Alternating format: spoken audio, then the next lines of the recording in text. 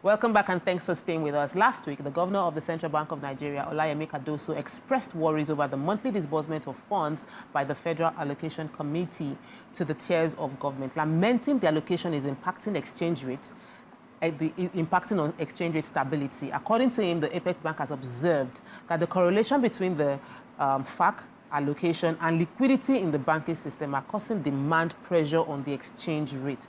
Joining us on the show to further this conversation is international financial analyst Dapo Thomasas Okpeoluwa. Is joining us on Zoom. You can join the conversation by calling us on 0810-7641-679, or you could tweet to us or comment on YouTube as usual. Yes, so this conversation, there's a part of me that is seeing the obvious technicality of what Yemi Cardoso saw. And there's another part of me that has heard the speculation that once the money is released, all our politicians just go and start buying dollar. And that is why we are having liquidity challenges in the market. Do you agree with the speculation of they go and buy dollar and that affects us? Or do you feel there are more technicalities that is making there to be a correlation between liquidity and allocation being made? All right, thank you very much for that introduction. If we look at it from a position where politicians are just merely converting allocations to go and buy dollar, it doesn't cover the large picture. What essentially is going on, and I'm going to be more technical about it, and if you look at it with more granularity, is the devaluation that the government did in the past year has now obviously made sure that you have fiat conversions of oil proceeds lead to more liquidity in the market. So for every sale, for every oil proceed that comes in, you convert it to Naira and then you release it through FAC allocations. You've created excess liquidity in the banking system, and that's obviously put pressure on foreign exchange. So it's that extra Naira, and I'll break it down with data. So if you look at between May 2023 to April 2024, exchange rate gains have contributed about 4.2 trillion in monthly FAC allocation, and that accounts for about 20% of the total FAC disbursement to the top 3 tiers of government. 4 years prior to 2023, exchange rate gain on constituent total FAC allocation was just 1.2%. So what we've seen here is, because of that devaluation, you now have more Naira in the economy, more Naira in the banking, financial, and in the financial system, and that obviously has put pressure on the dollar, because it's not about just governors alone. It's about when you have more Naira in an economy, and it is impact money supply. So what really are people doing with this money? So it could also be from payments of salaries, payment of that, payment of contracts, payment to contractors. But that excess Naira is obviously making an impact on the foreign exchange rate. So that's how to see it from a bigger picture. It's more or less before, when $1 was about what, 400, 450.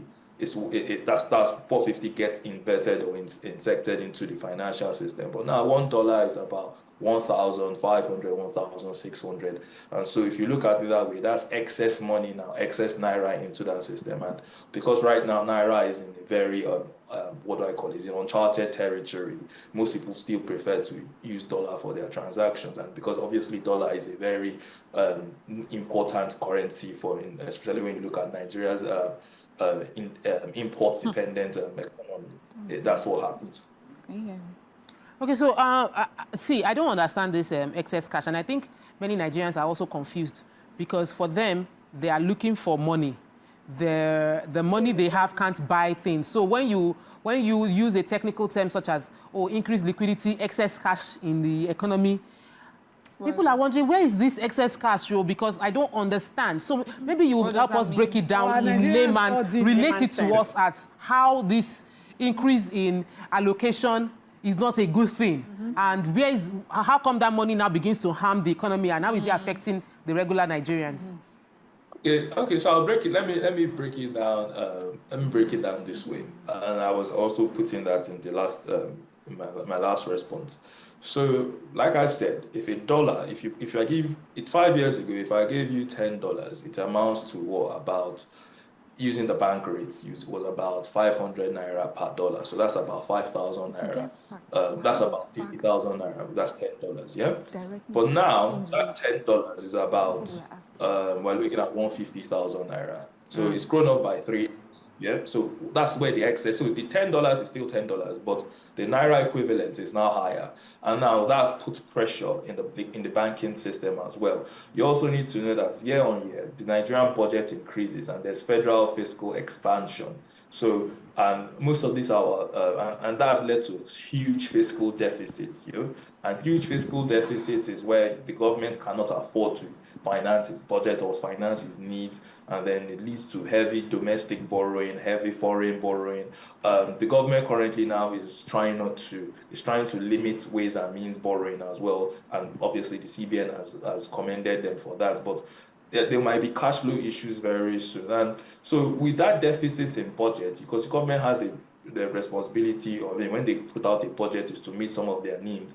That those deficits from borrowings from it leads to what do I call it, an expansionary economy, and obviously that's where the naira. So the naira might not be in the pockets of the people, but it's in the system, and that's why I've said increase FAC allocations. When the government removes subsidies and devalue the currency so that there could be alignment in the exchange rates and reduce and find a convergence with the black market and the bank rates, what happened? People said, okay, then the governors are having more money, and that's why there's more pressure on the subnationals, which are the states, to improve and increase their state capacity in fixing problems for the people. So there's more money. If federal allocation, for example, this is just hypothetical. I'm not sure of the numbers yet. But if 4 years ago, or your state was collecting 5 billion naira in federal allocation, because of the devaluation the government has done, this year probably they will be collecting 10 to 15 billion, or more than that, 5 billion. So that extra money has been dispersed into the system as well. So that's where that extra excess money people are looking for. That's where it is. Okay, so Mariam was going to, you have a question? Under the past administration, there was supposed to be excess cash in the system. And to use it to curb this exchange rate, they withdrew so much cash. And the banks still do not have that much cash to date. There's still a limit to what you withdraw from your bank. So how does this explain this? Are these people just giving us figures, or are they really facts? No, so you have looked at money supply as just cash alone, yeah? But money supply is more than cash. When you look at M1, M2, and M3, money supply is more than cash. You're looking at your savings account. You're looking at other sorts of things in checkings account. So it's not real cash per se. It's not the currency note. We're looking at people that, what do I call it? So it's not that the money is stuck in a vault somewhere. No, it's actually the money into the system as well. And that's what I've said. If you look at our oil proceeds, when you convert it to naira, you have more naira in the system. That naira doesn't necessarily show as cash, as the physical notes. It shows as, what do you call it?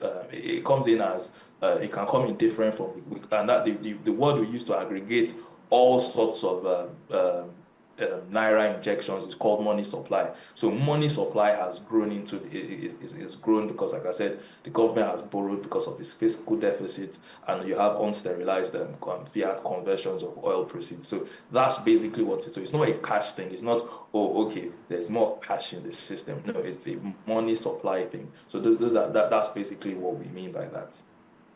Okay, so please bear with me here, layman here. So I'm trying to understand. So we get the FAC allocations, and we're saying that it is affecting liquidity and exchange rate stability. And I am wondering, is it because once these allocations get to our governors, they now inject it into the market to solve different issuage? Yes. Is it that they are is it that they are now buying foreign exchange, and then because of that, it's affecting the exchange rate stability? Is that what you're saying? No, that's not what I'm saying. I'm saying that when states, when subnationals, and even the local governments get their federal allocation, it's more Naira in the system, 5 years ago, if they were getting 1 billion, this year they're getting 5 billion. Now that 5 billion goes into different ministries, sectors, you want to use and pay salaries. That extra Naira now that's come out from the event or from the aftermath of the devaluation is creating more Naira into there. And now you have more Naira chasing the dollar. So it's not as simple as, oh, the governor just takes more Naira, all the federal allocation and converts it to dollar. No. The governor, who would obviously be in charge of obviously how the money is being spent, would send the money to different sectors. But now he has more money to send, more Naira to send. And now wherever that money goes to is entering the economy. And because our economy is very import dependent or is even very tied to the dollar, people charge for services in the dollar. People, for example, you want to do a building construction now, all the most of the materials you're getting are from overseas. So now you are now doing more work. Maybe you're building more bridges, building more airports. Now that Naira going out there, you're going to go and convert it to dollar to procure those materials. And that's, you see how So you're saying both legitimately and illegitimately. We get that. Exactly. So the second part of my question will be, so the CBN governor is saying that they have to monitor how, this is being used and how it impacts, how these allocations impact prices. And I'm wondering, what sort of policies or measures would they put in place to be able to monitor this impact? Well, they've done that already with the MPC yesterday. They raised interest rates to about 50 basis points. And even when you look at some of our, I wouldn't call them contemporaries, but Federal Reserve last year, that's the United States Central Bank, they cut interest rates. The Bank of England cut about a month ago, and now they've decided to hold. Ghana has cut its interest rates finally after about 12, 13 months. But Nigeria is still raising interest rates because the central bank has seen that it has to operate a tightened monetary policy.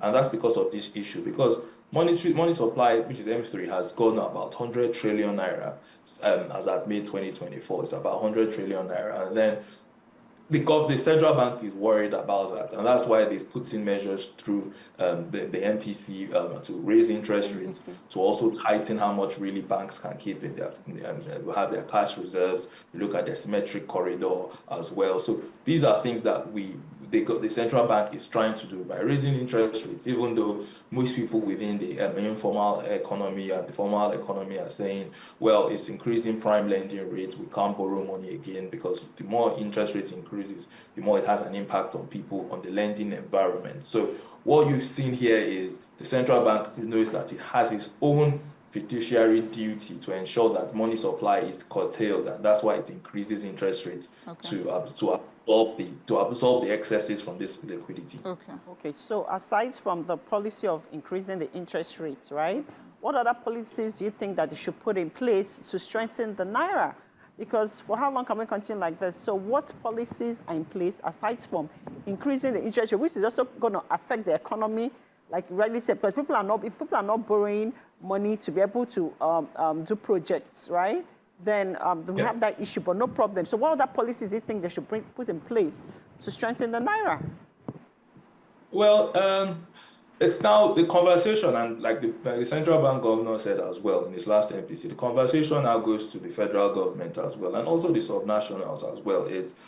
The question is, how do we diversify our what do I call it, our earnings, our foreign earnings? It's a monolithic economy. We just depend on oil, and really brings everything that country. And we've seen that oil production has declined over the last 10 years. And really, we have not been able to reach the potential, and we have not been able to divest the economy in the long run. And if you look at it, if your main source, and let me break it down to layman's terms, your main source of revenue has declined, or your main source of income has declined, or foreign income has declined from, let's say, 500,000 naira to about 200,000 naira. But your needs has grown up by in that same ratio. So what you are seeing is the decline from your income is not really going in parallel with your needs. So if a family man that earns 500,000 had 2 children, now he's changed jobs, and he's been laid off and he got a new job, he's earning 200,000 now. and now he decided to have 6 children, 7 children. You see where that mismatch and that misalignment happened. So that's what's happened in Nigeria. Our budget has increased, even though oil production and oil revenue have reduced. So that's what's in there. And that's really created a situation where we now start looking at other channels of getting more money outside oil. You know, we have to also increase our oil production to meet its capacity, and that will come through investments as well. Have to create a stable environment, but we have to look at all that. Yeah, because of time, we'll just take one final question, Nima. No, I just want to take messages. Okay, so obviously, it doesn't look like a positive. There is anything positive going to happen right now, but should I ask? Oh no. Yeah. Oh, okay. Okay, so I was just going to say, see, and this is our conversation of falling Naira, increasing Naira. We've been doing it since before I was born. Like, what can we learn, you know, like maybe from internationally that other countries have employed that we can do in Nigeria? That's in your own opinion, that we can do beyond diversification, of course? In 1 minute. What can we do? My answer to that question will not be very popular, but the answer is taxation. The government, Nigeria is one of the countries that collects the lowest amount of taxes in the world. Okay. Our tax to GDP is one of the lowest in the world. There's a lot of people that don't pay tax in the country, and it might be from a result of evasion, underreporting, underassessment, and it's we're a largely informal sector. About 93% of the population work in the informal economy, and the outcomes of the proceeds of what they do does not get into the official channel. So, for example, a pure water seller, she might pay market levies, sanitation levies, and she can pay 7 different sorts of local taxes. But that money has not found a way to get into the federal purse. And that has created a situation where there's fiscal deficit. There's no country in the world that can be stable if it doesn't find proper mechanisms of collecting tax from all productivity done in the country. So Nigeria has to fix its tax collection, and that's what the current chairman of the fiscal reforms is currently working on. That's Tayo Odele, and they're trying to do the economic stabilization bill. They're looking at ways they can improve tax, streamline taxes where people are not paying unnecessary. So all those sanitation levies and whatnot, cancel it, find a way to pay one tax, a single tax that comes back into the federal. So if you collect taxes well from every sector, every business, and government is richer, and there's no fiscal deficit that would actually affect the need for borrowing. So that's basically my submission for today. Thank you so much, Mr. Dapo Thomas Okpeoluwa, for your contribution. At least we have better understanding of the impacts now. Thank you for breaking it down in simple terms. And of course, Nigerians don't want to hear increased taxes, but we are happy to hear the idea of maybe collapsing the other levies into one direct tax that goes to the government coffers. And we're hoping when they get our funds, they probably will spend it well properly. Thank you once again. It's been an interesting week. We started on an interesting note. Tomorrow we're having a special show for October 1st. You shouldn't miss it. See you all tomorrow. Bye. Thank you very much. Bye. Bye.